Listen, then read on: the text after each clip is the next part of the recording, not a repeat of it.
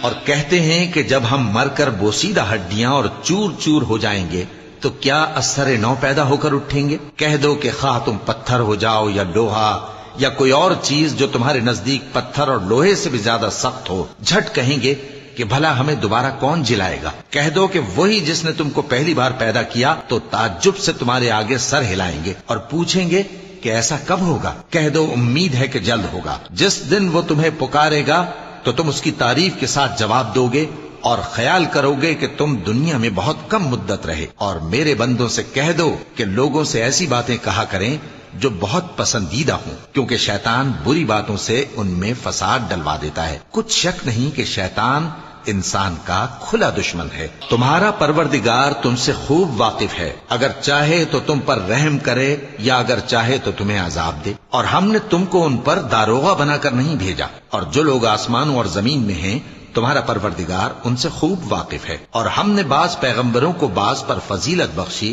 اور داؤد کو زبور عنایت کی۔ کہو کہ مشرکو، جن لوگوں کی نسبت تمہیں معبود ہونے کا گمان ہے ان کو بلا دیکھو، وہ تم سے تکلیف کے دور کرنے یا اس کے بدل دینے کا کچھ بھی اختیار نہیں رکھتے۔ یہ لوگ جن کو اللہ کے سوا پکارتے ہیں وہ خود اپنے پروردگار کے ہاں ذریعہ تقرب تلاش کرتے رہتے ہیں کہ کون ان میں اللہ کا زیادہ مقرب ہوتا ہے، اور اس کی رحمت کے امیدوار رہتے ہیں اور اس کے عذاب سے خوف رکھتے ہیں۔ بے شک تمہارے پروردگار کا عذاب ڈرنے کی چیز ہے۔